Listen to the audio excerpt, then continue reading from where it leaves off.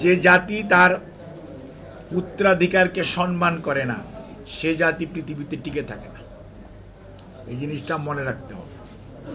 এবং আমরা যদি মনে করি আজকেই বাংলাদেশ, তাহলে হলো না। আপনাকে মনে রাখতে হবে 47-এর স্বাধীনতার পর অনেক মানুষের জন্য জিন্দাবাদ বলেছিল এই দেশের মানুষ। সেই দলও নাই, সেই মানুষও নেই। 71-এর পরেও অনেক কিছু হয়েছিল, কিচ্ছু বলতে চাই না, কিন্তু তাদের অবস্থান কোথায় আজকে দেখেন। 24কে যারা নতুনভাবে প্রজেক্ট করার চিন্তা ভাবনা করেন, আপনি যদি 47 আর 71 থেকে শিক্ষা না নেন, 90-কে মনে না রাখেন, 75-কেও মনে না রাখেন, তাহলে 24-কেও আপনি সত্যিকার অর্থে যেরকমভাবে উদ্ভাসিত করতে চাচ্ছেন উদ্ভাসিত করতে পারবেন না। আর মনে রাখবেন, নেচার তার নিজস্ব গতি। একটা অঙ্কে একটা এক্লিপস একটা কথা আছে, এটা চড়াই আছে উতরাই আছে, এটা গ্রাফিক্যাল ডাউন হিল আছে। এটাকে আপনি মেনে নিতেই হবে। এই যে আমরা বলি বৈষয়িক পরিবর্তন, বলা হয় বাংলাদেশের এত% জায়গা তলিয়ে যাবে, এত% জায়গা আবার নতুন করে উঠবে। আপনি দেখেন তো 2 দিনের বৃষ্টি হয় না, এখনো 2 দিন হয় নাই। গতকালকে আর আজকে রাত্রের বৃষ্টি, গত রাত্রে এবং আজকে রাত্রের বৃষ্টি ঢাকা শহরের অনেক মানুষের বাসায় কোমর এবং হাঁটু পর্যন্ত পানি, অনেক রাস্তাঘাট তলিয়ে আছে, সার্ভিস টোটালি ডিসরাপ্টেড হয়েছে। এটি কি আগে হতো? আমরা সব সময় বলি drainage system. Yes, drainage system is a problem, আমাদের habit is a problem, but till then এই যে জিনিসটা মনে রাখতে হবে। আপনারা বলেন যে ওদিকে মাটির তলে অমুকটা পাওয়া যায়, তমুকটা পাওয়া যায়।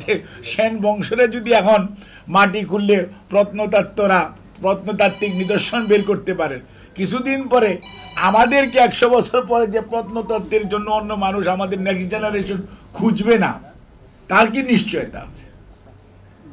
কাজেই সবসময় আমাদের চিন্তা ভাবনা করতে হবে what is best for today, what is best for next day.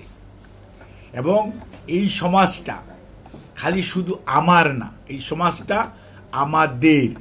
এই আমাদের চিন্তা ভাবনা যদি না আসে, তাহলে আপনি ইনক্লুসিভনেস থাকবেন। আর ইনক্লুসিভনেস যদি আপনার মধ্যে না থাকে, তাহলে আপনি কিছুদিনের জন্য চলতে পারেন, সাস্টেইনেবল হবেন না। সাস্টেইনেবল হইতে হলে আপনাকে ইনক্লুসিভনেস আনতে হবে। এবং এই সমাজে খারাপ মানুষ ভালো মানুষ সব কিছু মিলে এই দেশের সমাজ, হাতের 5 আঙ্গুল যেমন সমান না, এবং সমাজের সকল মানুষ একই তাল লয়ে চলবে সেটা সমান না। সবাইকে ইনক্লুড করা। একটি লোক এডিক্ট, তাকে যদি আপনি পুনর্বাসনের ব্যবস্থা না করেন, তাকে গালি দেন। একটি লোক একটু মেন্টালি ডিস্টার্ব, তাকে যদি আপনি পুনর্বাসনের ব্যবস্থা না করেন। একটি লোক, আমাদের যে সেক্স আছে, আমরা যেটাই বলি কি বলে যে আপনার থার্ড জেন্ডার, তাদেরকে যদি আমরা আজকে পুনর্বাসন চিন্তা করি, তাহলে আপনি যদি তাদেরকে হেট করেন, তাহলে ইন দি লং রান আপনি কিন্তু সমাজে বিশৃঙ্খলা তৈরি করবেন। এবং আজকে যদি মনে করেন এইজিং পপুলেশনের বুদ্ধি পরামর্শ, তাদের কি প্রয়োজন? তাদের ম্যাক্সিমাম লোক কিন্তু আপনার কাছে খাবার চায় না, তারা চায় একটু সহানুভূতি, তারা চায় একটু ভালো ব্যবহার, তারা চায় একটু তাদের রোগ দুঃখ সুখ এইগুলোর মধ্যে কোনো জায়গায় কোথায় যাবে, এই যে একটু বুদ্ধি পরামর্শ, তারপরে কিভাবে যাবে তার ছেলে মেয়েদেরকে সে সব বাপ মা। আমিও আমার 3টা মেয়ে আছে, আমার মেয়েরা পড়াশোনা করে আস্তে আস্তে সব যার যার মতো চলতেছে। তা আমি নিজেই বলি যে হোয়াট উইল বি দি ফেট, আমি তাদেরকে বুঝাই। কিন্তু আমি জানি আমার বাপ মা, আমার মা আছে, আমার আব্বা মারা গেছেন, কিন্তু এটি রিয়েলিটি অল দি গার্জিয়ান চায় তার ছেলেকে তার মেয়েকে তার চেয়ে বেশি শিক্ষিত করতে। এটি কিন্তু আমাদের অ্যাসপিরেশন, এটা সবারই। এবং এটা না থাকলে আমরা বেঁচেও থাকতে পারতাম।